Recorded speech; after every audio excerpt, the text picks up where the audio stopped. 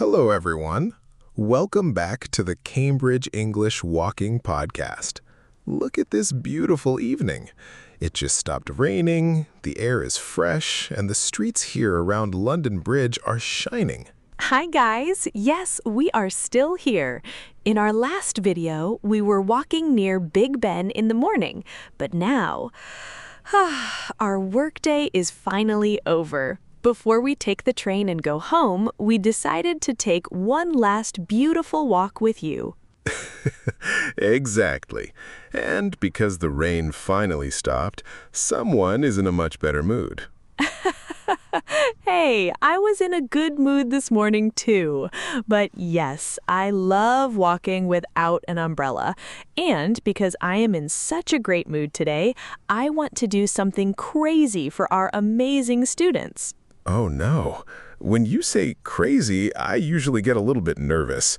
What is your grand idea? Today, we are going to give our students an incredible challenge. We have prepared exactly 100 advanced English phrases to completely upgrade their vocabulary. We will share the absolute best ones on this walk, and the rest are in our free PDF guide. 100 phrases? Are you trying to break their brains? That is a massive amount of information. Guys, if you are listening to this, please do not panic. Exactly, guys. Do not panic. You do not need to memorize all of them right now. Just relax, enjoy this beautiful London walk with us, and listen. Yes, the link to the free guide is in the video description below. Download it later. So, let's start this massive challenge. First, let's talk about saying hello. If you meet a friend, please tell me you do not say, "Hello, how are you?" How are you is so robotic. Guys, try something natural. You can simply ask, how's it going? It is so friendly. Or if you haven't seen the person for a few weeks, you can say, "How have you been?" It shows that you really care about their life. I love that one. And here's a very common American option. What have you been up to? This basically means, what did you do recently? Perfect. Now, how do we answer these questions? Please, guys, stop saying, "I'm fine, thank you." If everything in your life is normal, just say, "I can't complain." I can't complain. It means life is good, I have no big problems. But what if life is absolutely amazing? Then you say, never better. But what if your life is exactly the same as yesterday? Work, sleep, work, sleep. Then you use my favorite phrase, same old, same old. Oh my goodness, same old, same old. That sounds so depressing, but it is very British. What if the person is actually feeling a bit sad or tired? Then you can be honest. You can say, "I've been better." It's a polite way to say you're having a hard time. Or if you worked all day, "I'm completely exhausted." Yes, or if you have too much stress, I'm a bit overwhelmed. We talked about this beautiful word in our last video. And finally, my personal favorite, when someone talks too much and drinks too much American coffee, I just look at people and say, "I'm surviving." Oh my gosh, you are so rude today. I'm surviving. Guys, do not listen to him. He loves my energy. I'm just joking, of course. I could not survive without you. All right, that's our greetings sorted. What's next? Ooh, the next topic is absolutely crucial for B1 and B2 students. How to express your opinion. Guys, please, I beg you, stop starting every sentence with, I think. I completely agree. I think is good for level A1, but if you want to sound intelligent, you can say, "To be honest with you." It makes people want to listen to your secret. Exactly. To be honest with you, I don't like this restaurant. Another fantastic option is to my mind. Oh, to my mind, that sounds very elegant and British. Or you can use, if you ask me. For example, if you ask me, London is the best city in the world.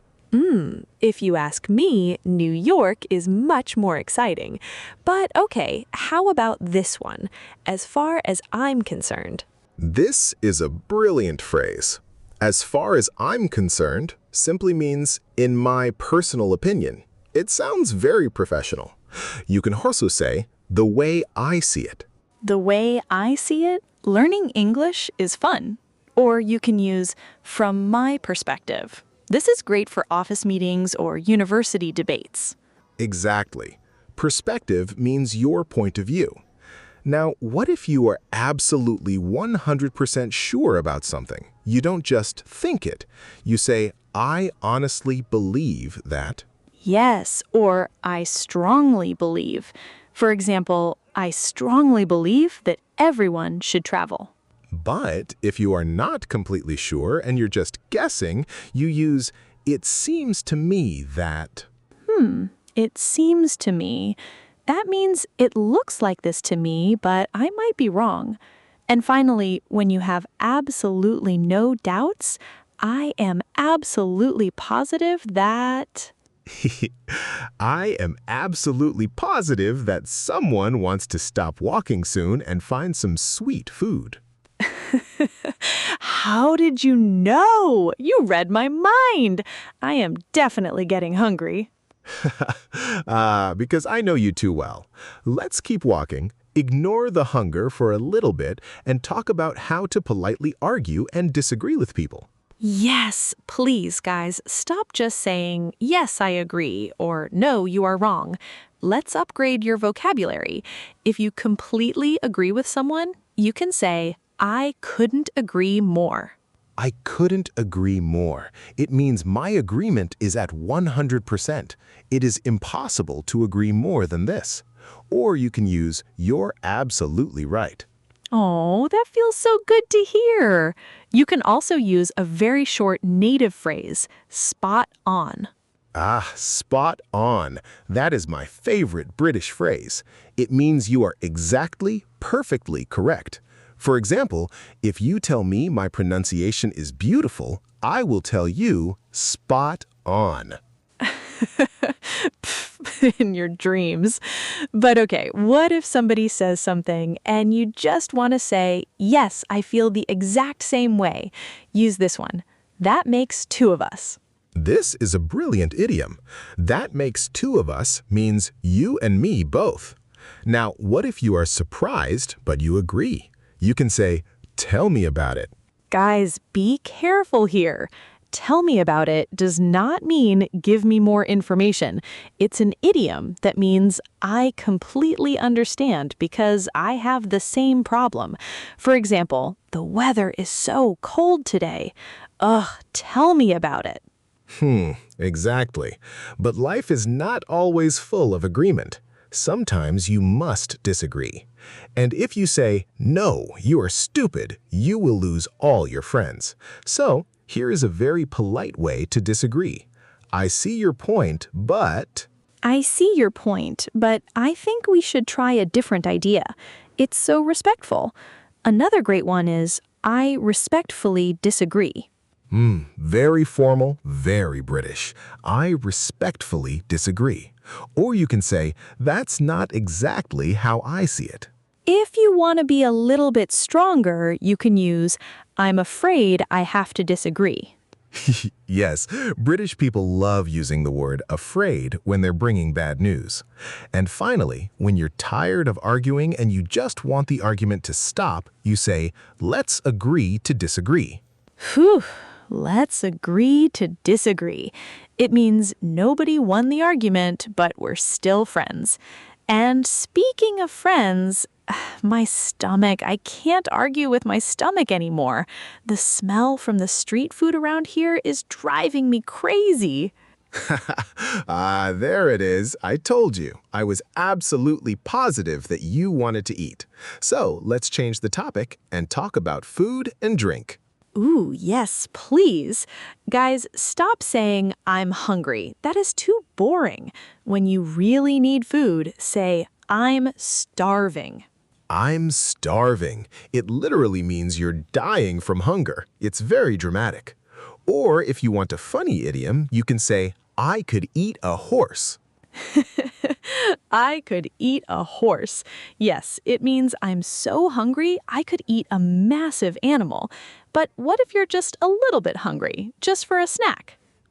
Then you use my favorite word. I'm feeling a bit peckish. Peckish. To feel peckish means you just want a small biscuit or an apple. Ugh, well, I'm not peckish, I'm starving. But when you finally get your food, guys, stop saying it's tasty. It's so A1 level. Upgrade your vocabulary and say, this is absolutely delicious. Mwah! Absolutely delicious. Beautiful. Or you can use another fantastic phrase, this is mouth-watering. Mouth-watering. Guys, imagine looking at a perfect hot pizza. Your mouth literally fills with water because you want it so much. What a great word. But what if the food is bad? What if you don't like it? Do not just say, it is bad. Be polite and say, it's not really my thing. It's not really my thing. Very polite. Or you can use the most famous British idiom in the world. It's not my cup of tea. Not my cup of tea. A perfect idiom.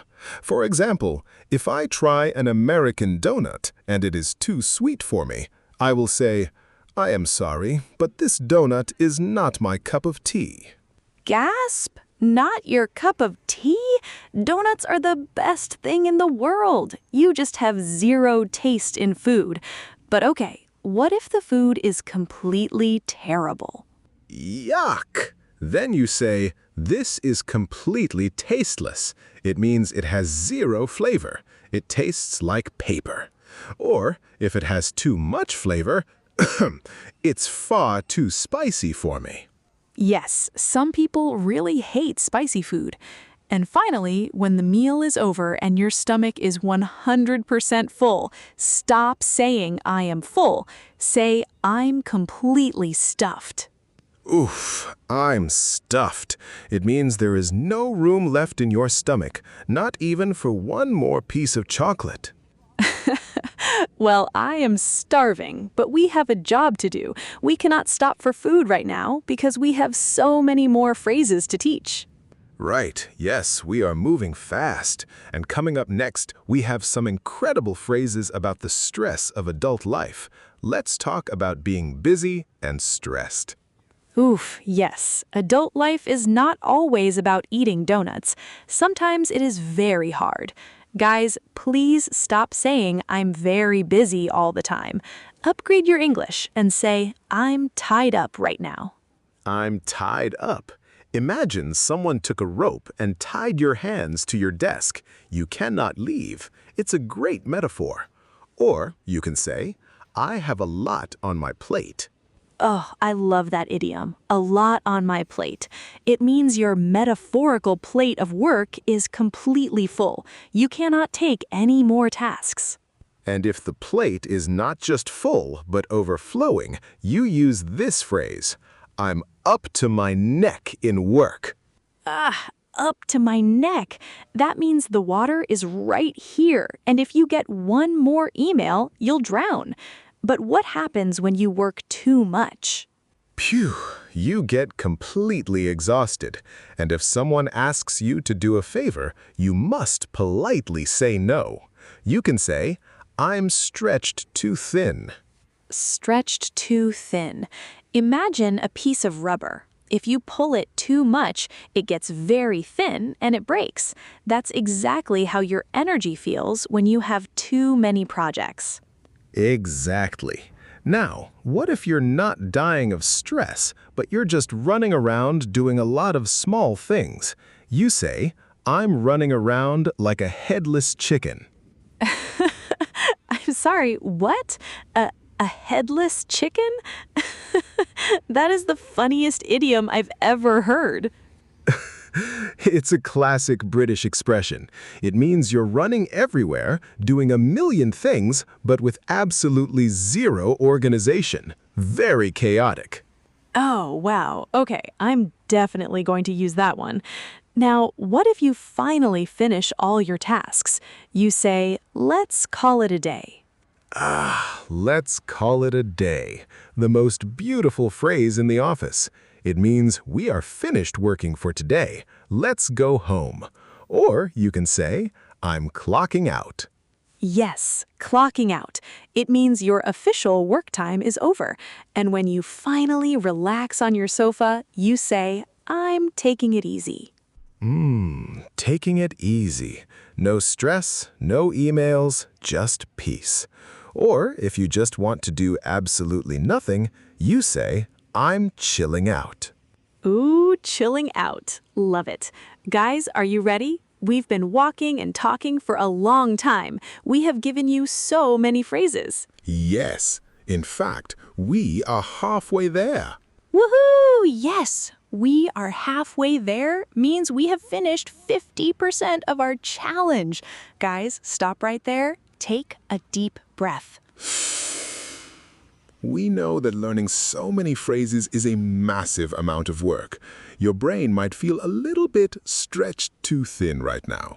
So we're taking a quick pit stop. We have a challenge for you. Look at the screen right now. We want you to say our favorite idiom out loud. Not in your head. Speak to us right now. Say, I am running around like a headless chicken. Fantastic. I heard that. Your pronunciation is getting better every minute. See, you are doing amazing. Grab a sip of water, shake your shoulders, and let's conquer the second half of this video. All right, let's keep moving. Look at the traffic on this street. London is beautiful, but traveling here can be difficult. Let's talk about the city and transport. Yes, if you are driving and there are too many cars, stop saying it is a traffic jam. It sounds like a textbook. Say, we are stuck in traffic. Stuck means you cannot move. You're glued to the road. Or, if the cars are moving incredibly slowly, you say it's bumper to bumper. Ugh, bumper to bumper. The cars are touching each other. It's a nightmare. What if you take the train or the tube? Oh, the London Underground. During rush hour, you just say it's packed in here. Ugh, packed. It means there are so many people, it feels like a box of sardines. You cannot even breathe. Yes. So if it's packed, you might want to walk instead. You can say, let's go on foot. It simply means, let's walk. Or if the place you want to go is very close, you say, it's just around the corner. Watch your step, especially today, because the puddles in London are very wet. Wow, we are flying through this vocabulary. Okay, let's change the topic and talk about communication. When friends tell you stories, you need to know how to react correctly. Let's talk about reacting to news. Yes, if a friend tells you something amazing, please stop saying, very good. It sounds robotic. Say, that's wonderful news. Oh, that's wonderful news. It shows real emotion. Or if they tell you something totally crazy and unexpected, you can say, you've got to be kidding me. You've got to be kidding me. It means, I cannot believe this. Are you joking? It's a fantastic reaction. Another great one is very short. No way. No way! It's short, emotional, and very common in America. I just want $1 million. No way! But what if the news is bad? Oh, if the news is bad, you must show sympathy. Do not just say, oh, bad. Say, I'm so sorry to hear that. I'm so sorry to hear that. It's very warm and polite. If it's a smaller problem, like someone losing their keys, you can say, what a shame. Guys, be careful here. What a shame doesn't mean you should feel ashamed. It simply means that's a pity or that's unlucky. It's a classic English reaction. Yes, or you can use a very casual slang phrase, that's a bummer. B-U-M-M-E-R. I missed my train. That's a bummer. Now, what if someone is trying to make a difficult decision and you want to support them? You say, I've got your back. I've got your back. This is a beautiful idiom. It means I will protect you and support you no matter what happens. Exactly. Or you can use this one. I'm rooting for you. ROOTING. Woo! I'm rooting for you. It means I am cheering for you like a fan at a sports game. Now, what if someone asks you a question and you have absolutely no idea what the answer is? Then you just look at them and say, your guess is as good as mine. Your guess is as good as mine. It means we are both completely clueless. And finally, when you don't know the answer, but you promise to find it, you say, let me look into it. Let me look into it. It means I will research it and find the information for you. Very professional. And speaking of researching, I think we need to research some prices because our next topic is money. Ooh, money, the topic everyone loves. Guys, when you are shopping or talking about prices, stop saying it is very expensive. Ooh, yes. Upgrade your vocabulary. When a price is too high, you can say, it costs a fortune. FORTUNE. It costs a fortune. A fortune is a massive amount of money, like gold in a pirate ship. If something is unfairly expensive, you can say, that's a ripoff. A ripoff. Guys, this is a strong phrase. It means the price is basically a scam and someone is trying to steal your money. Do not say this to a waiter in a fancy restaurant. No, keep that thought inside your head. But what if the price is amazing? What if it's super cheap? You say, it's a bargain. A bargain. It means you paid a very small amount of money for something very good. Or you can say, it was a steal. It was a steal. It was so cheap, it felt like you stole it from the shop. Now, what if someone asks you to go to a restaurant, but you have zero money right now? Well, you have to be honest. You just say, I'm a bit short on cash at the moment. Short on cash. Very polite. Or you can use a more direct phrase. I'm completely broke. BROKE.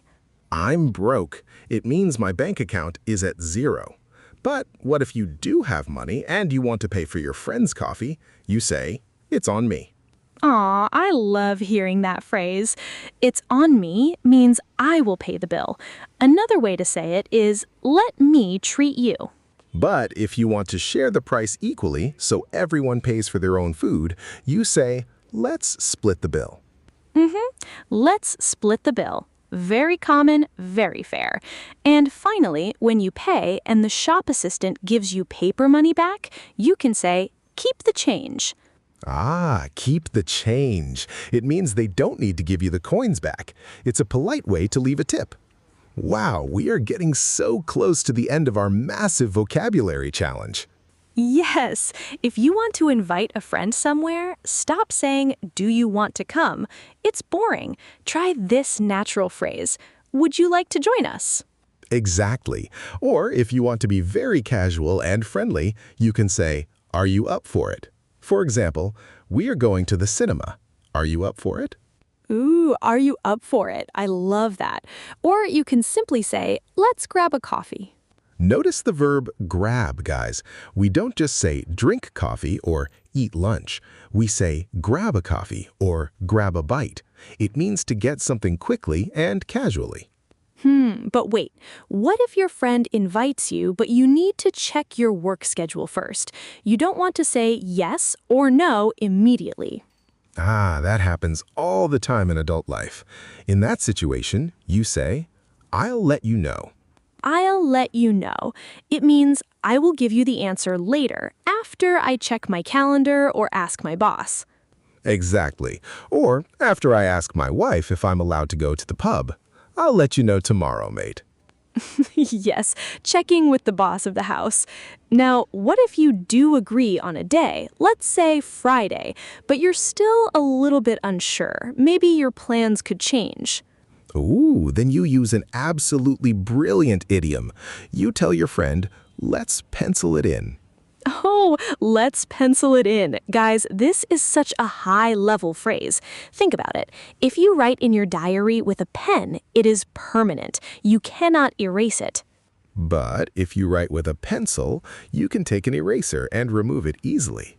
So, let's pencil it in means we have a plan, but it's flexible. We can change it if we need to. Beautiful. Now, what if someone invites you and you really just cannot go? You can't just say no. That's rude. You should say, I'd love to, but I can't. I'd love to, but I can't. Very polite. Or you can use a classic excuse. I already have plans. Yes, I already have plans. The famous secret phrase. Those plans could be watching Netflix in your pajamas, but nobody needs to know that. Exactly. Keep your secrets. Now, what if you do want to go, but you can't do it today? You use this fantastic phrase. Can we take a rain check? Take a rain check. This is a brilliant idiom. It means I can't do it today, but please invite me again in the future. Take a rain check. Perfect. But let's imagine you finally find the perfect time. You check your schedule, everything is great. How do you confirm the plan? You say, sounds like a plan. Yes, sounds like a plan. It's the perfect native way to say, I agree, let's do exactly that. And if you're really excited about this plan, please stop saying, I wait for it. That's incorrect. You must say, I'm looking forward to it. Guys, listen to this one carefully. I'm looking forward to it. This is used in casual conversations with friends and also in formal business emails. It's an incredibly powerful phrase. It really is. Okay, now imagine your meeting is over. You're standing on the street, getting ready to leave. You want to say that you enjoyed the meeting. You say, it was great catching up. Catching up. To catch up means to share news about your lives because you haven't seen each other for a long time. It's a very warm phrase. Yes, and before you walk away, you can promise to stay in contact. You say, let's keep in touch. Let's keep in touch. It means don't disappear. Call me sometimes. Or you can say, we should do this again sometime. We should do this again sometime. And finally, we have reached the very last topic of our incredible challenge, how to say goodbye. Oh my goodness, the final topic. Guys, stop saying goodbye every single time. It sounds like you're leaving forever. Use a casual phrase like, take care. Take care. It means stay safe and be well. Or you can use a very popular friendly phrase, have a good one. Have a good one. It means have a good day or have a good evening. It works perfectly for any time of the day. And what if your friend is getting into their car to drive home, especially if it is late or raining? You always say, drive safe. Drive safe. It shows that you care about them. But what if they're not driving? What if they're taking a long train ride or flying back to their country? Then you say, have a safe trip back. It is the perfect way to wish someone a good journey home. So true. And if you are in the UK, you will hear this word all the time. People just say, cheers. Yes, guys, be careful. Cheers is not just for drinking beer in a pub. British people use cheers to say thank you, and they also use it to say goodbye. Exactly. Cheers, mate. Now, if you are talking to a very close friend, you can use catch you later. Catch you later. It sounds so fast and native. And finally, the very last phrase of our massive challenge. If you want to wish someone well before you leave, you say, all the best. All the best. Wow, we did it. We just gave our students an incredible amount of advanced native English phrases. Woohoo! We did it! And guys, you did it too. If you're still watching this video, we're incredibly proud of you. Your dedication to learning English is absolutely amazing. But please remember, do not stress yourself trying to memorize everything right now. We have prepared a beautiful free PDF companion guide with all 100 phrases from today's walk. Yes, just click the link in the description below, download your free guide, and practice these phrases at home slowly and comfortably. But before you go to the description, we want to hear from you. This is your homework for today. Go to the comments section and tell us which phrase from today's lesson was your absolute favorite. Yes, pick just one phrase that you loved the most and write it in the comments, or use it in a sentence. We read every single comment, and we cannot wait to see what you learned. Our evening walk in London is finally over. The lights are beautiful, and it's time for us to take the train home. If this massive lesson was helpful to you, please give this video a big thumbs up. And don't forget to hit that subscribe button and turn on notifications. You do not want to miss our next walking adventure. We have so many more real-life English lessons coming for you. Thank you so much for your time, your energy, and your hard work today. Keep practicing, keep smiling, and we will see you very soon. Catch you later, everyone. All the best.